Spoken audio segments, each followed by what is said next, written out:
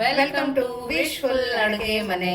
ಏನ್ ಪ್ರತಿಭಾ, ಇವತ್ತು ಆಲೂಗಡ್ಡೆ ಸ್ಪೆಷಲ್ ಚಳಿ ಅಂತ? ಹೌದು ಆಶಾ, ಇವತ್ತೇ ಆಲೂಗಡ್ಡೆಯಿಂದ ತುಂಬಾ ಯುನೀಕ್ ರೆಸಿಪಿನ ಮಾಡೋಣ. ಕಡಿಮೆ ಟೈಮಲ್ಲಿ ಮತ್ತೆ ಝಟ್ ಪಟ್ ಅಂತ ಆಗುವಂಥ ಒಂದು ರೆಸಿಪಿನ ಮಾಡೋಣ. ಸಣ್ಣವ್ರು ಹಿಡ್ಕೊಂಡು ದೊಡ್ಡವರಿಗೆ ಎಲ್ಲರಿಗೂ ಇಷ್ಟ ಆಗುವಂಥ ಒಂದು ರೆಸಿಪಿನ ಯಾವ ಥರ ಮಾಡೋದು ಅಂತ ನೋಡೋಣ ಬನ್ನಿ. ಇಲ್ಲಿ ಆಲೂಗಡ್ಡೆ ಇದೆಲ್ಲ ಆಶಾ, ಈ ಆಲೂಗಡ್ಡೆನ ಇಲ್ಲಿ ನಾನು ಈ ಥರ ಕುದಿಸ್ಕೊಂಡು ತೊಗೊಂಡಿರೋದು ಆಲೂಗಡ್ಡೆನ ಆಶಾ. ನಿಮ್ಗೆ ಎಷ್ಟು ಬೇಕೋ ಅಷ್ಟು ಕ್ವಾಂಟಿಟಿಯಲ್ಲಿ ಇಲ್ಲಿ ನಾವು ಆಲೂಗಡ್ಡೆನ ಕುದಿಸ್ಕೊಂಡು ತಗೋಬೇಕು. ಸೊ ನಾರ್ಮಲ್ ನೀರಲ್ಲೇನೆ ಕುದಿಸಿರೋದು, ಇದ್ರೊಳಗಡೆ ಉಪ್ಪೇನು ಹಾಕಿಲ್ಲ. ಸೊ ಅದೇ ಥರ ಕುದಿಸಿರೋದು. ಸೊ ಕುದಿಸ್ಬೇಕಾದ್ರೆ ಒಂದು ಸ್ವಲ್ಪ ಸಾಫ್ಟ್ ಆಗೇನೆ ಕುದಿಸ್ಕೋಬೇಕು. ಒಳಗಡೆನೂ ಗಟ್ಟಿ ಇರಬಾರ್ದಲ್ವಾ? ಹೌದು. ಓಕೆ. ಸೊ ಹಂಗಾಗಿ ಒಂದು ವಿಸಲ್ ಹೆಚ್ಚಿಗಾದ್ರೂ ಏನು ತೊಂದರೆ ಇಲ್ಲ. ಹಾಡಿರಬಾರ್ದು, ಸಾಫ್ಟೇ ಇರಬೇಕು. ನೋಡಿ ಕೈಯಿಂದ ಈ ಥರ ಒಡೆದು ಹಾಕಿದ್ಮೇಲೆ ಇದನ್ನು ನಾವು ಒಂದು ಸ್ವಲ್ಪ ಮ್ಯಾಶ್ ಮಾಡ್ಕೋಬೇಕು. ಸೊ ಚೆನ್ನಾಗಿ ಮ್ಯಾಶ್ ಆಗಬೇಕಿದು, ಎಲ್ಲಿ ಗಂಟು ಇರಬಾರ್ದು ಇದಕ್ಕೆ. ನೋಡಿ ಈ ಥರ.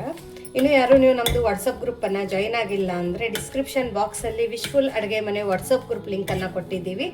ಅದ್ರ ಮೇಲೆ ಕ್ಲಿಕ್ ಮಾಡಿದರೆ ಸಾಕು, ನೀವು ನಮ್ಮ ಜೊತೆ ಕನೆಕ್ಟ್ ಆಗ್ತೀರಾ. ನಿಮ್ಗೆ ಏನೇ ಕ್ವೆರೀಸು ಅಥವಾ ಡೌಟ್ಸ್ ಇದ್ರೂ ಅಲ್ಲಿ ನೀವು ನಮ್ಮ ಜೊತೆ ಕಮ್ಯುನಿಕೇಟ್ ಮಾಡ್ಬೋದು. ನೋಡಿ ಇವಾಗ ಈ ಥರ ಮ್ಯಾಶ್ ಮಾಡೈತಲ್ಲ, ಇದನ್ನು ಇವಾಗ ನಾವು ಪಕ್ಕಕ್ಕಿಡೋಣ. ಪಕ್ಕಕ್ಕಿಟ್ಟು ಇದಕ್ಕೊಂದು ಮಸಾಲೆ ಮಾಡ್ಕೋಬೇಕು.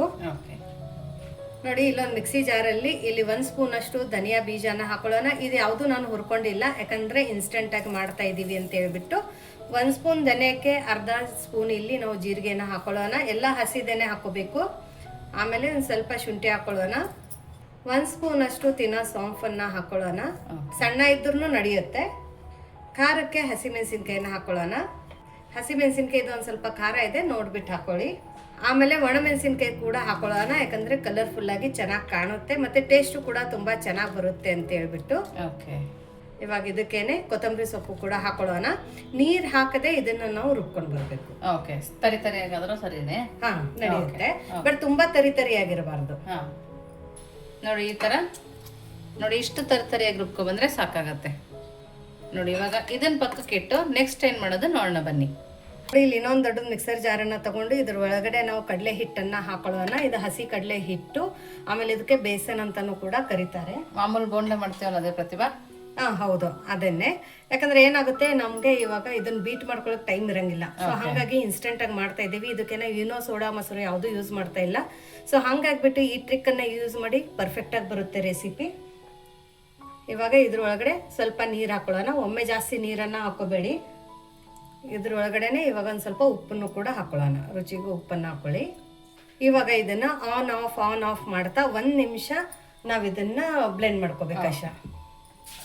ನೋಡಿ ಮಿಕ್ಸಿಯಲ್ಲಿನೇ ನಾವು ಇದು ಚೆನ್ನಾಗಿ ಬೀಟ್ ಮಾಡ್ಕೊಂಡು ಬಂದಿದ್ದೀವಿ. ಇಲ್ಲಿ ನೀವು ಕಾಣಿಸ್ಬೋದು, ಇಲ್ಲಿ ನೊರೆ ಥರ ಬಂದಿದೆ. ಇಲ್ಲಿ ನೋಡಿ ತುಂಬ ಸಖತ್ತಾಗಿ ಬಂದಿದೆ, ತುಂಬ ಚೆನ್ನಾಗಿ ಬಂದಿದೆ.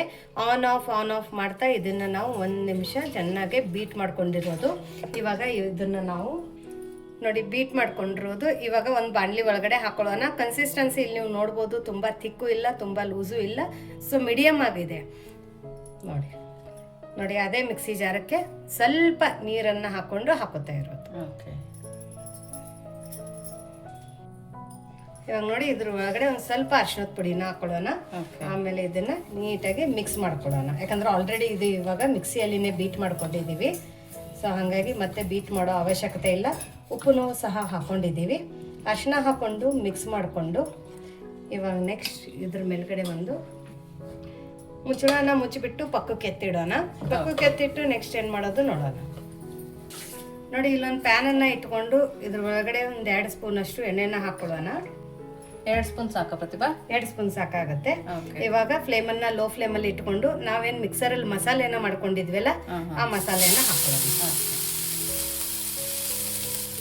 ಇವಾಗ ಎಲ್ಲ ಹಸಿದಿರೋದ್ರಿಂದ ಇದೇ ಎಣ್ಣೆಯಲ್ಲಿ ಎಲ್ಲ ಮಸಾಲೆನ ನಾವು ಹುರ್ಕೋಬೇಕು. ಸೊ ಮಸಾಲೆ ಹುರಿಯೋಕೆ ತುಂಬ ಟೈಮ್ ಏನು ತಗೊಳ್ಳೋಂಗಿಲ್ಲ, ಯಾಕಂದರೆ ಆಲ್ರೆಡಿ ಇದನ್ನು ಚೆನ್ನಾಗಿ ತರಿಯಾಗಿ ರುಬ್ಕೊಂಡಿದ್ವಲ್ಲ, ಹಾಗಾಗಿ ಬೇಗ ಹುರಿಯುತ್ತೆ. ಫ್ಲೇಮನ್ನು ಮೀಡಿಯಮ್ ಫ್ಲೇಮಲ್ಲಿ ಇಟ್ಕೊಂಡು ಇದನ್ನು ಹುರ್ಕೊಳ್ಳೋಣ. ನೋಡಿ ಇವಾಗ ಮಸಾಲೆ ಚೆನ್ನಾಗಿ ಹುರಿದಿದೆ. ಹುರಿದ ನಂತರ ಫ್ಲೇಮನ್ನು ಲೋ ಫ್ಲೇಮಲ್ಲಿ ಮಾಡಿಕೊಂಡು ಇವಾಗ ಇದ್ರ ಒಳಗಡೆ ನಾವು ಮ್ಯಾಶ್ ಮಾಡಿ ಇಟ್ಕೊಂಡಿರೋಂಥ ಆಲೂಗಡ್ಡೆನ ಹಾಕೊಳ್ಳೋಣ. ನೋಡಿ ಇವಾಗ ರುಚಿಗೆ ತಕ್ಕಷ್ಟು ಉಪ್ಪನ್ನು ಹಾಕೊಳ್ಳೋಣ. ನಾವು ಆಲ್ರೆಡಿ ಕಡಲೆ ಹಿಟ್ಟದ ಒಳಗಡೆ ಬೇರೆ ಉಪ್ಪನ್ನು ಹಾಕೊಂಡಿದ್ದೀವಿ. ಸೊ ಆಲೂಗಡ್ಡೆಗೆ ಎಷ್ಟು ಬೇಕು ಅಷ್ಟೇ ಹಾಕೊಳ್ಳೋಣ, ಯಾಕಂದರೆ ಕಡಲೆ ಹಿಟ್ಟಿಗೆ ಎಷ್ಟು ಬೇಕು ಅಷ್ಟು ಉಪ್ಪನ್ನು ಹಾಕೊಂಡಿದ್ದೀವಿ. ಇದನ್ನೆಲ್ಲನೂ ಇವಾಗ ನೀಟಾಗಿ ಮಿಕ್ಸ್ ಮಾಡ್ಕೊಳ್ಳೋಣ. ಫ್ಲೇಮನ್ನು ಆಫ್ ಮಾಡ್ಕೊಳ್ಳೋಣ. ಸೊ ಫ್ಲೇಮನ್ನು ಆಫ್ ಮಾಡಿಕೊಂಡೇ ಮಿಕ್ಸ್ ಮಾಡ್ಕೋಬೇಕು. ನೀವು ಬೇಕಂದ್ರೆ ಇದ್ರ ಒಳಗಡೆ ಅರಿಶಿಣದ ಪುಡಿನ ಹಾಕೋಬಹುದು, ಬಟ್ ನಾನೇನು ಅರಿಶಿಣದ ಪುಡಿನ ಹಾಕೋತಾ ಇಲ್ಲ, ಇದೇ ತರ ಮಾಡ್ಕೋತಾ ಇದ್ದೀನಿ.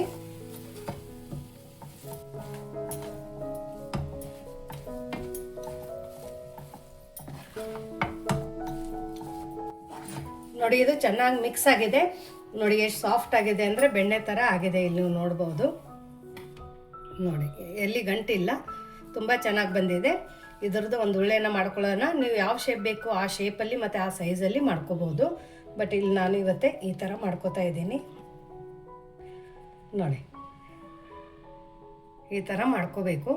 ಇವಾಗ ಇದು ಮಾಡ್ಕೊಂಡಿರೋದನ್ನ ನಾವು ಇಲ್ಲಿನ ಕಡಲೆ ಹಿಟ್ಟು ನಾವು ನೆನ್ಸೋಕೆ ಇಟ್ಟಿದ್ವಲ್ಲ ಆಶಾ, ಮಸಾಲೆ ಆಗೋ ತನಕ. ಸೊ ಇವಾಗ ಈ ಉಂಡೆಗಳನ್ನ ನಾವು ಈ ಕಡಲೆ ಹಿಟ್ಟಿನ ಒಳಗಡೆ ಹಾಕಬೇಕು. ಅದಕ್ಕಿಂತ ಮುಂಚೆ ಒಂದ್ಸರ್ತಿ ನಾವು ಕೈ ಆಡಿಸ್ಕೊಳ್ಳೋಣ. ಒಳಗಡೆ ಇದ್ರೆ ಎಲ್ಲ ನೀಟಾಗಿ ಇದಾಗತ್ತಲ್ಲ. ಹೌದು. ಸೊ ನೋಡಿ ಪರ್ಫೆಕ್ಟಾಗಿದೆ, ಪೋರಿಂಗ್ ಕನ್ಸಿಸ್ಟೆನ್ಸಿ ಇದೆ. ಇವಾಗ ಇದ್ರ ಒಳಗಡೆ ಈ ಥರ ಡಿಪ್ ಮಾಡ್ಕೊಳ್ಳೋಣ.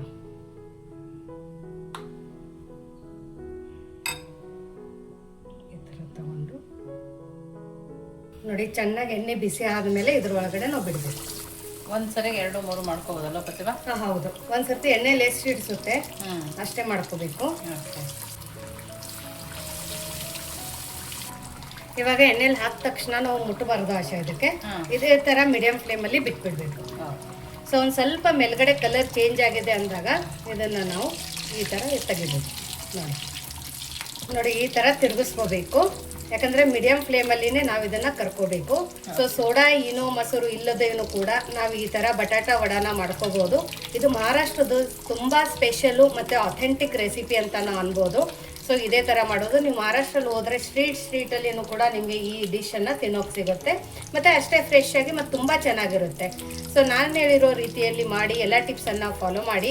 ಸೊ ಕೆಲವೊಬ್ಬರಿಗೆ ಸೋಡಾ ಹಾಕಿರ್ತಾರೆ, ಹೊಟ್ಟೆ ಉಬಾರ್ ಹಿಡಿಯುತ್ತೆ, ನಮ್ಗೆ ಹೊಟ್ಟೆ ಕೆಡುತ್ತೆ ಅಂತ ಆಚೆ ತಿನ್ನೋಕ್ಕೆ ಅವರು ಒಂದು ಸ್ವಲ್ಪ ಹಿಂದೆ ಮುಂದೆ ಮಾಡ್ತಾರೆ. ಯಾಕಂದರೆ ಎಣ್ಣೆ ಕೂಡ ಅವ್ರು ಯಾವ ಥರ ಯೂಸ್ ಮಾಡಿರ್ತಾರೆ ಅಂತ ಗೊತ್ತಾಗಂಗಿಲ್ಲ ಅಂತ ಹೇಳ್ಬಿಟ್ಟು. ಸೊ ಮನೆಯಲ್ಲಿ ನಾವು ತುಂಬ ಸಿಂಪಲ್ಲಾಗಿ ಈ ಥರ ಒಂದು ರೆಸಿಪಿನ ಮಾಡ್ಕೋಬೋದು. ಸೊ ನೋಡಿ ಮೀಡಿಯಂ ಫ್ಲೇಮಲ್ಲಿ ಇದು 2 ಮೈನು ತುಂಬ ಚೆನ್ನಾಗೇ ಕರೆದಿದೆ. ನೋಡಿ ಇವಾಗ ಫ್ಲೇಮನ್ನು ಲೋ ಫ್ಲೇಮಲ್ಲಿ ಮಾಡ್ಕೊಳ್ಳೋಣ. ನೋಡಿ ಪರ್ಫೆಕ್ಟಾಗಿ ಬಂದಿದೆ. ಕಲರ್ ಕೂಡ ನೋಡ್ಕೊತೀವಿ ಎಷ್ಟು ಚೆನ್ನಾಗಿದೆ, ತುಂಬ ಚೆನ್ನಾಗಿ ಬಂದಿದೆ ನೋಡಿ. ಮತ್ತು ಅಕ್ಕಿ ಹಿಟ್ಟು ಕೂಡ ಹಾಕ್ಕೊಂಡಿಲ್ಲ ನಾವು. ಸೊ ಇದನ್ನು ತಕ್ಕೊಳ್ಳೋಣ. ನೋಡಿ ವಡಾ ತಕ್ಕೊಂಡ ನಂತರ ಇವಾಗ ಮೆಣಸಿನ್ಕಾಯಿನೂ ಕೂಡ ಅದ್ರ ಜೊತೆ ತಿನ್ನೋಕ್ಕೆ ನಾವಿಲ್ಲಿ ಕರ್ಕೊಳ್ಳೋಣ. ಮೆಣಸಿನ್ಕಾಯಿನ ಕರಿಬೇಕಾದ್ರೆ ಮಧ್ಯದಲ್ಲಿ ಒಂದೊಂದು ಸೀಳಬೇಕು ಆಶಾ ಇದಕ್ಕೆ. ಸೊ ನಾ ಮಧ್ಯದಲ್ಲಿ ಸೀಳ್ಬಿಟ್ಟು ಹಾಕೊಂಡಿದ್ದೀನಿ. ನೀವು ಡೈರೆಕ್ಟಾಗಿ ಹಾಕೊಂಡ್ರೆ ಎಲ್ಲ ಕಡೆ ಸಿಡಿಯುತ್ತೆ. ಸೊ ಹಾಗಾಗಿ ನೀಟಾಗಿ ಕೇರ್ಫುಲ್ಲಾಗಿ ಮಾಡ್ಕೊಳ್ಳಿ. ಸೊ ನೋಡಿ ಎಣ್ಣೆಯಲ್ಲಿ ಮುಳುಗಿಸಿ ತೆಗೆದ್ಬಿಟ್ಟು ಮತ್ತೆ ಎಣ್ಣೆಯಲ್ಲಿ ಇಡಿ. ಅವಾಗ ಚಟಪಟ ಸಿಡಿಯೋದು ಒಂದು ಸ್ವಲ್ಪ ಕಡಿಮೆ ಆಗಿ ಚೆನ್ನಾಗಿ ಇದನ್ನು ಫ್ರೈ ಆಗುತ್ತೆ. ಪರ್ಫೆಕ್ಟಾಗಿ ಕರೆದಿದೆ. ಇವಾಗ ಇದನ್ನು ಕೂಡ ತಕ್ಕೊಂಡು ಸರ್ವ್ ಮಾಡೋಣ. ನೋಡಿ ಇಲ್ಲಿ ನಮ್ಮದು ಬಟಾಟಾ ವಡಾ ರೆಡಿಯಾಗಿದೆ. ನೋಡಿ ಕ್ರಿಸ್ಪಿ ಕೂಡ ಇದೆ, ತುಂಬ ಚೆನ್ನಾಗಿದೆ. ಅಕ್ಕಿ ಹಿಟ್ಟು, ಸೋಡಾ ಮೊಸರು ಯಾವುದೂ ಯೂಸ್ ಮಾಡಿಲ್ಲ, ಬೇಕಿಂಗ್ ಸೋಡಾ ಕೂಡ ನಾವು ಯೂಸ್ ಮಾಡಿಲ್ಲ, ಅಷ್ಟು ಚೆನ್ನಾಗಾಗಿ ಬಂದಿದೆ. ಇವಾಗ ಇದನ್ನು ತಿನ್ನೋದು ಹೇಗೆ ಅಂದರೆ ಇಲ್ಲಿ ನಾನು ಬನ್ನನ್ನು ತಗೊಂಡಿದ್ದೀನಿ. ನೀವು ಪಾವ್ ಭಾಜಿದ್ ಬನ್ ಬರುತ್ತಲ್ಲ ಆಶಾ, ಅದನ್ನು ತಗೋಬಹುದು.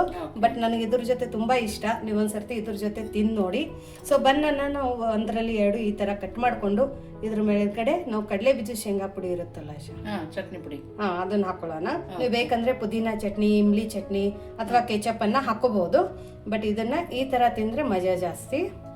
ಇವಾಗ ನೋಡಿ ಇದ್ರ ವಡ ಮೇಲ್ಗಡೆ ಒಂದು ಈ ಥರ ವಡಾನ ಇಟ್ಟು ಒಂದು ಈ ಥರ ಮೆಣಸಿನ್ಕಾಯಿನ ಇಟ್ಟು ಕ್ಲೋಸ್ ಮಾಡಿ. ಪರ್ಫೆಕ್ಟಾಗಿದೆ ನೋಡಿ. ನೋಡಾಶ ಅದೇ ಥರ ಇನ್ನೊಂದು ರೆಡಿ ಮಾಡ್ಕೊಳ್ಳೋಣ. ಸೊ ಸ್ಟ್ರೀಟ್ ಫುಡ್ ಯಾರ್ಯಾರಿಗೆ ಇಷ್ಟ ಎಲ್ಲರೂ ಕಮೆಂಟ್ ಮೂಲಕ ತಿಳಿಸಿ.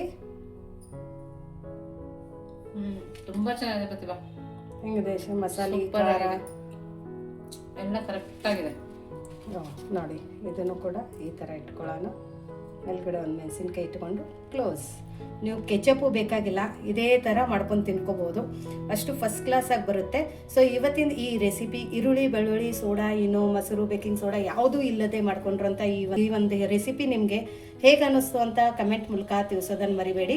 ಮತ್ತೆ ಸಿಗೋಣ ನಾವು ಇದೇ ಥರ ಹೊಸ ಹೊಸ ರೆಸಿಪಿ ಜೊತೆ ನಮ್ಮ ವಿಶ್ಫುಲ್ ಅಡುಗೆ ಮನೆಯಲ್ಲಿ. Thank you.